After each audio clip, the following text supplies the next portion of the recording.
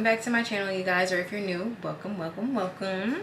Today we're going to be talking about Genesis, y'all. Like, I like to call myself a newbie in the spiritual world. I don't like to classify myself as a Christian, just because there's just too many like stipulations and things that like too many things to uphold to.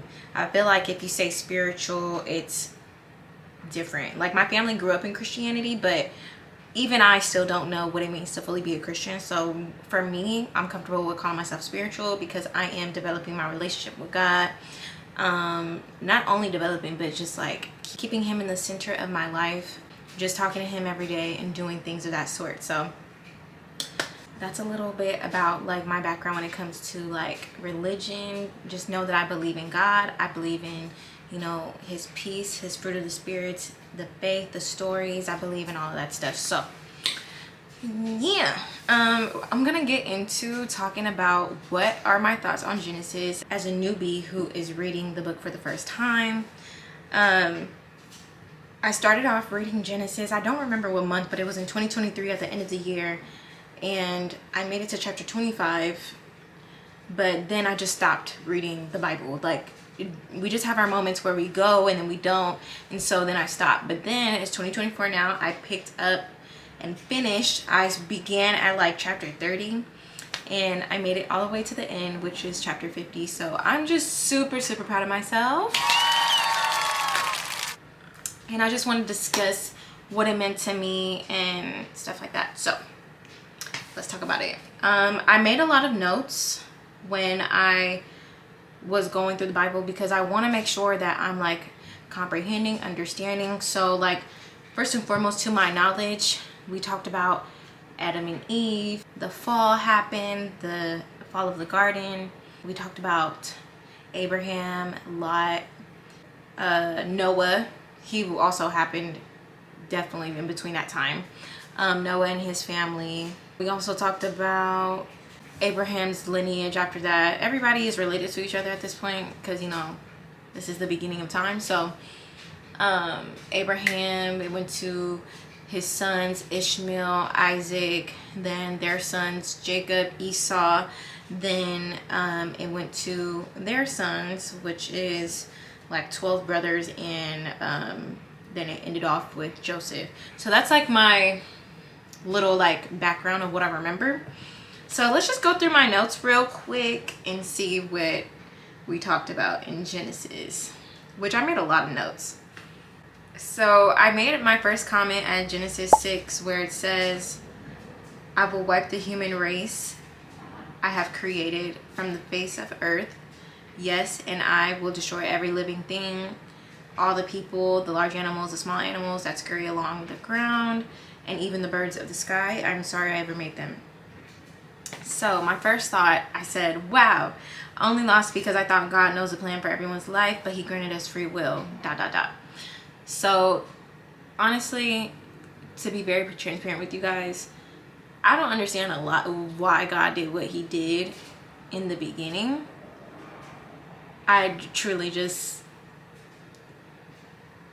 kind of was at a loss, and I still kind of am, but not entirely. Like, through the sermons that I'm watching, I'm understanding a lot of what God wants us to do. Like, he wants us to choose him, and I think that's a beautiful thing. I think it's a beautiful thing to not want to control people, because he could control us and we can be robots or slaves to him and just do what he says. But what good is that when it's better for a person to choose you? Like, for example, when someone loves you and you're about to get married or whatever, just that person choosing you, the emotion that you feel, the things that they say, the things that they do for you, it's way different than someone just telling you what to do and you do it just because.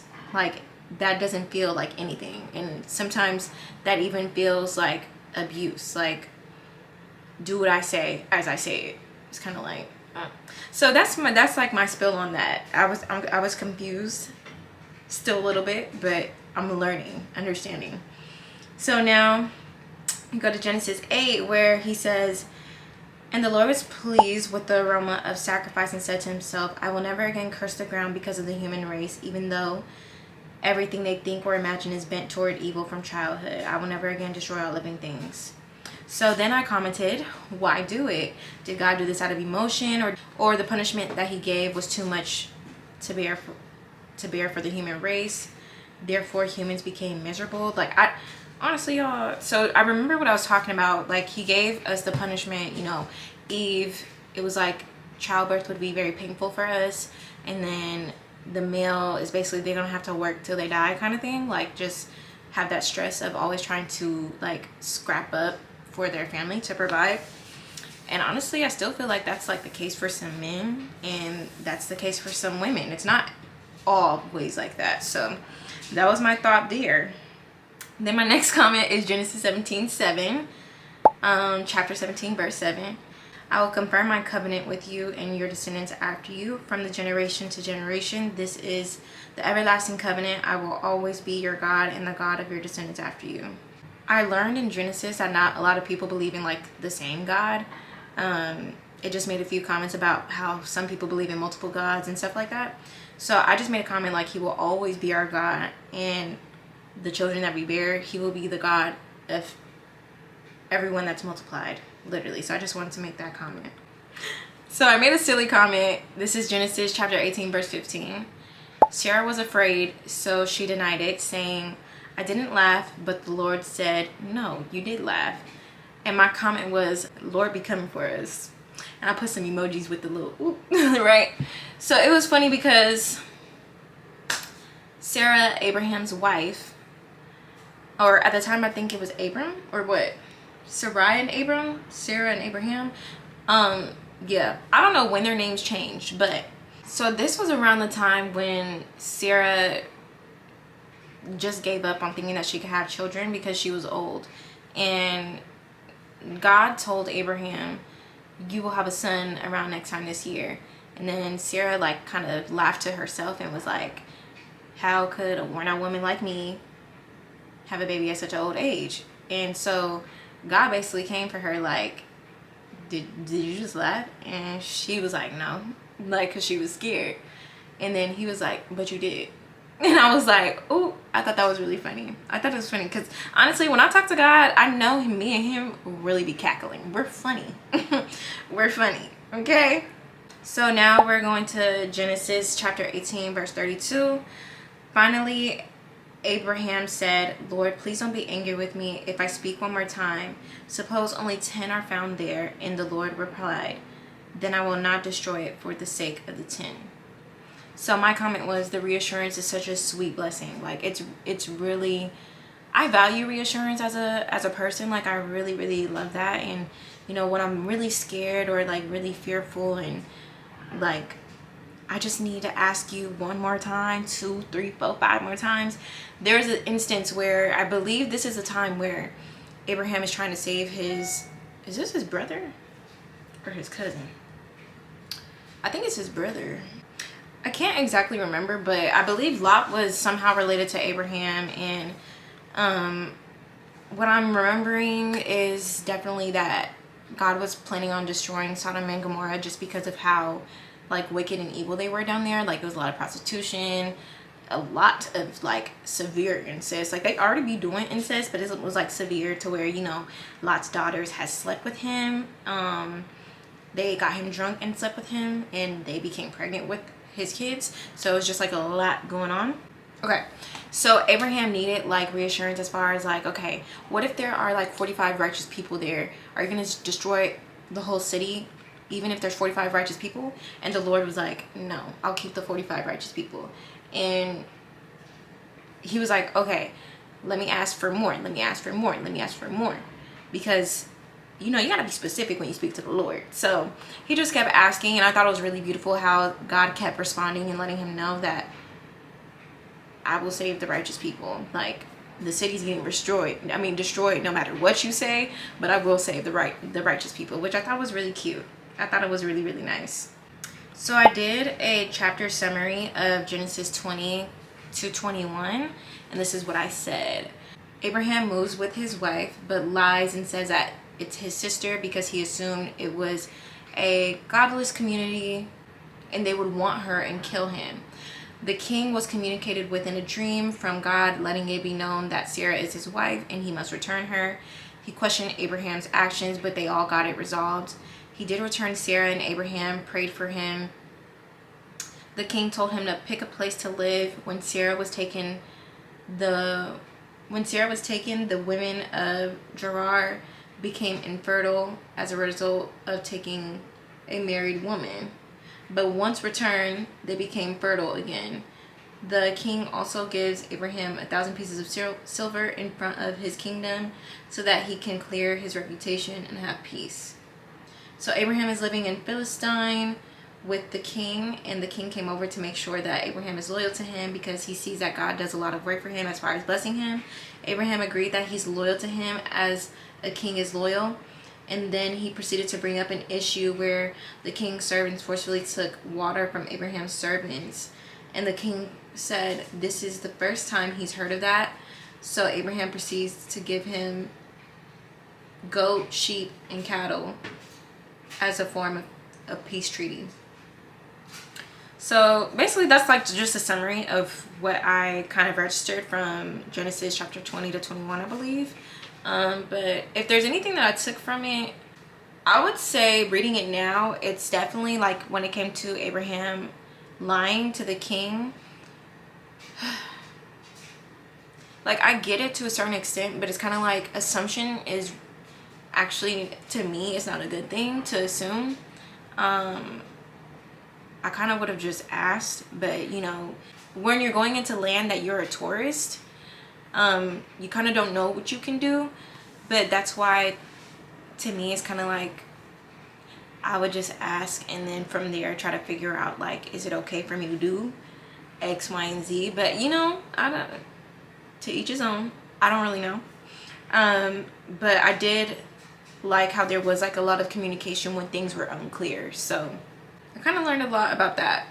And then you see a lot of God's miracles as far as like, you know, when Sarah was taken away from Abraham, where women became infertile, and then when given back, they became fertile. So, you know, everyone kind of witnesses like, oh, like this is a man of God, like, you know.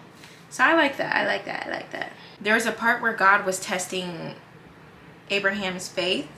And so it says, sometime later, God tested Abraham's faith. God called Abraham. He replied, yes, here I am.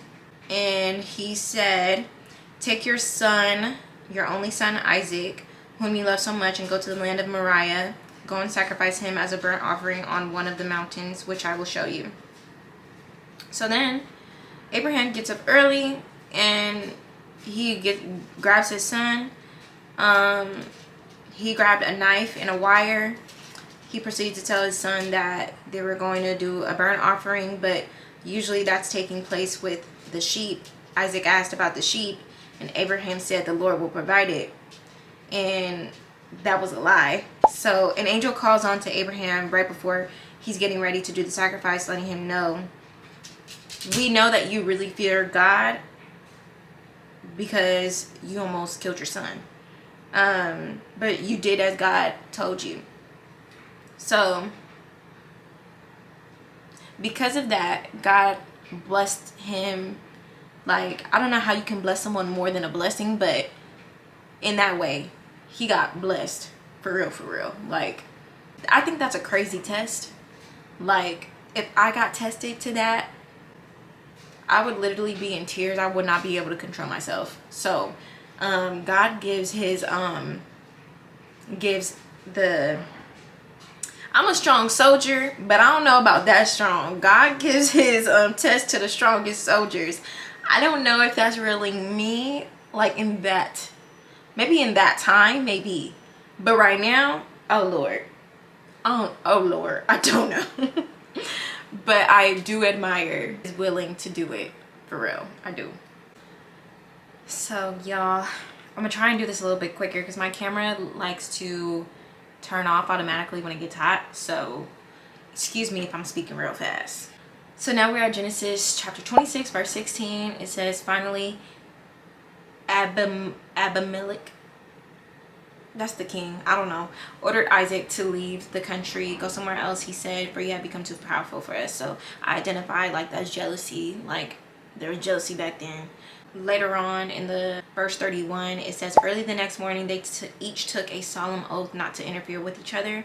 Then Isaac sent them home again and they left him in peace. So the king took accountability and apologized, and now they're peaceful, which I love. I love how that went down. You know, in that moment, you know, for the king, you know, just be happy for others, where like you see their blessings and pray that rubs off on you. You know, when you surround yourself around people like that, a lot of things happen better for you as well. So be happy for them and just be happy. That's it. Like that's the moral of it, really. Then we have Genesis chapter 25 verse 23, which says, and the Lord told her, the sons in your womb will become two nations. We're talking about Rebecca. From the very beginning, which is Isaac's wife. The two nations will be rivals. One nation will be stronger than the other, and your elder son will serve your younger son. Then Genesis chapter 27 verse 9 says, go out to the flocks and bring me 2 fine young goats. I'll use them to prepare your father's favorite dish. So I made a comment because I've really recognized favoritism, especially when it became between Rebecca and Isaac. Isaac's favorite child was Esau, and Rebecca's favorite child was Jacob. And so it says there's some sort of division. Like God said, there will be 2 nations between the sons and they will fight over it, but it's still growing more through the parents. So if Rebecca didn't overhear, they wouldn't have done anything. So what I'm talking about is when Isaac is old, he's blind. And so he wanted to bless his son Esau. And in order to do that, he had to go out, get some goat and prepare his favorite dish. So he was set out to do that. But Rebecca overheard Isaac tell Esau that.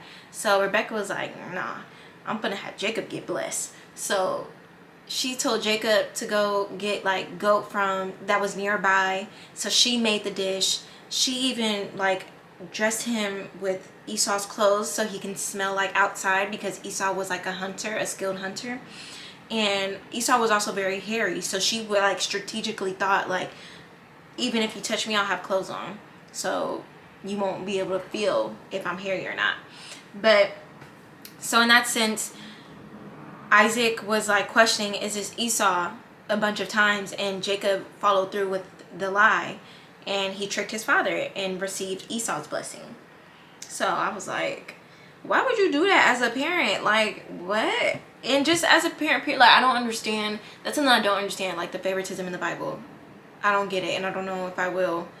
But you know, this is my first book, so I'm sure that I'll come across more stuff and start like gaining more knowledge and wisdom on that. So there were 2 verses still where she's favoring her younger son, Jacob, and putting them against each other. It says, chapter 27, verse 8 through 9.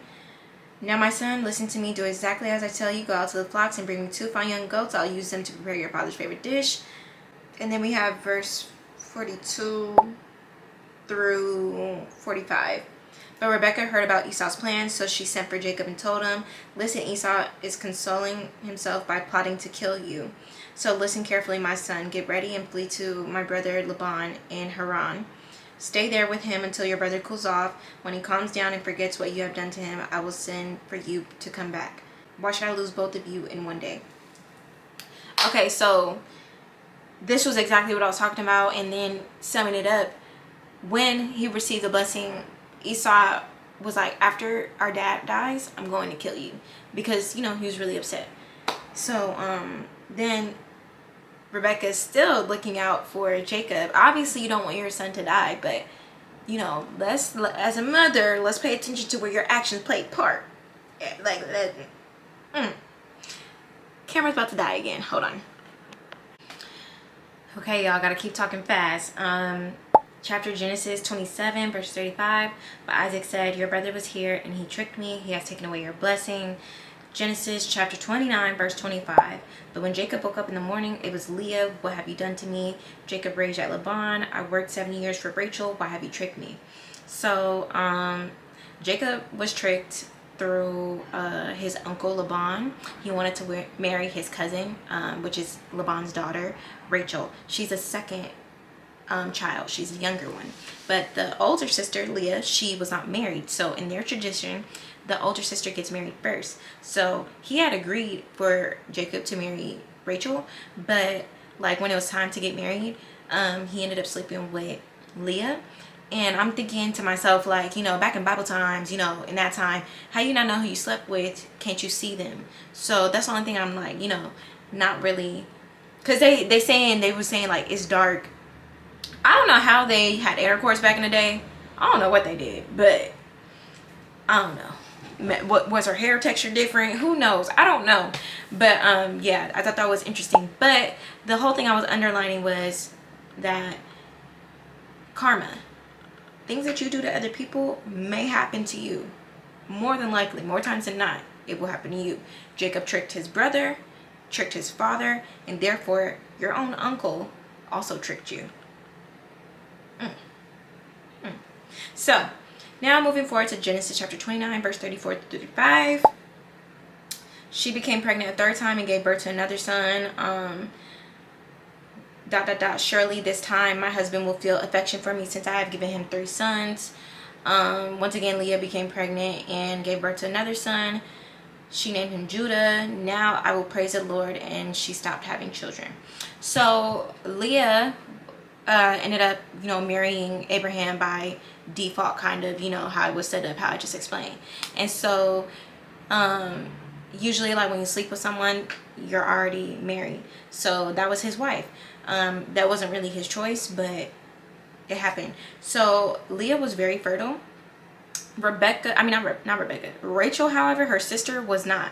She couldn't really have kids. And mind you, Jacob did end up marrying Rachel as well. So he had 2 wives.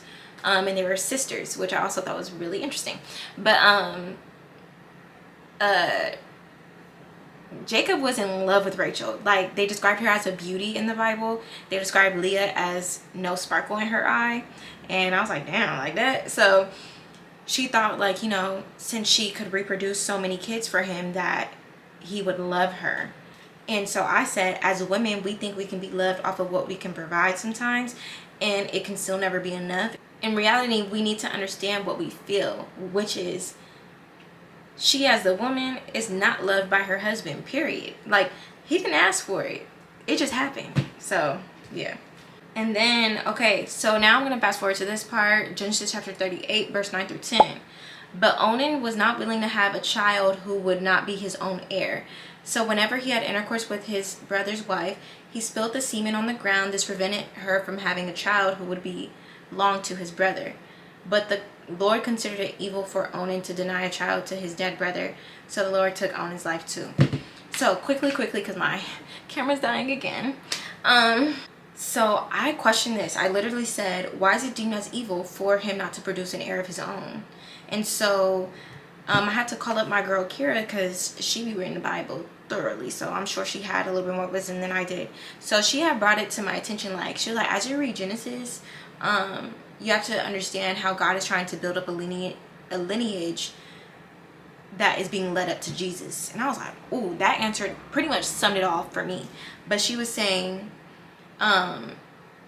wickedness by anybody could disturb the lineage to Christ. I was like, dang, so that makes sense. But also, prior to this, Onan and and Shelah are the kids of Judah, which is, Judah is the son of Leah and Jacob. So Judah and his other brothers sent their miracle child brother Joseph, they sold him into slavery.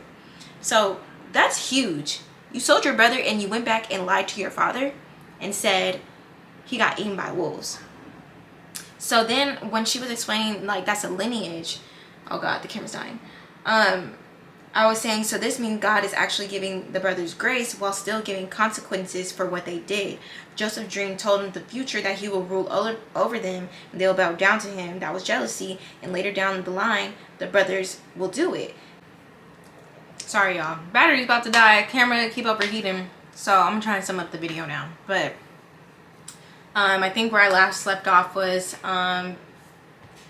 his brothers being relieved of his forgiveness, because Joseph, he went through a lot. He went through troubles of being the favorite spoiled child. He went through slavery. He went through prison time, and God was with him the whole time. And then he went through becoming the ruler of Egypt, and then he went through having to deal with seeing his brothers all together come back and ask him for food, and they didn't recognize him because they dressed him up in the Egyptian, attire as ruler. And so Joseph even made a mistake of like treating them harshly just because of his own feelings and how he felt. But in the end of it, Joseph still forgave. He cried about it, he wept over it, was sad about it, disappointed, angry, all that. But Joseph still was listening to the Lord. And Joseph just, he was the king of dreams. He's the one where he can interpret dreams, and he always makes an attempt to say God interprets the dreams, not really me specifically. I mean, I have the gift, but it's really God telling me so what it means. So the story of Joseph is really beautiful actually, and I would really want everybody to read it because it teaches you a lot about forgiveness. And to me, I kept wondering to myself, like, dang, how could you truly forgive somebody like your siblings that sold you into slavery? Like, but honestly, Joseph came to realize, like, I literally helped nations of people, because this was at a time where they had 7 good years of abundance of wealth and riches and food and everything, and then they had 7 years of famine where the land was not even doing good. It wasn't flourishing, and everybody was starving, and everybody would need to travel to Egypt to get food, because Joseph knew this already. He had prepared enough food for everybody to eat. So he saved the lives of many, and he just had a bigger purpose, and he understood that. And even in understanding that bigger purpose, he learned to forgive his brothers through God. So the book of Genesis, I think it was really great. I think that there's a lot of lessons in there. There was a moment where they talked about tithing. It was a lot of jealousy. Some people took accountability. There was a lot of favoritism. There was a lot of a lot of wickedness. But for me, I think what I understood the most, or paid attention to the most, was the patterns and cycles between the bloodlines. That's what I liked about it. Just how do you change that and stuff like that. So yeah, I'm loving it. I'm excited to start Exodus, and that's about it. I know this is new content for my channel, so I hope you guys like it. And I'll summarize Exodus when I get to it. So I hope you guys enjoyed the video, and I'll see you guys in the next one. Bye. The sun is shining, it's a new day.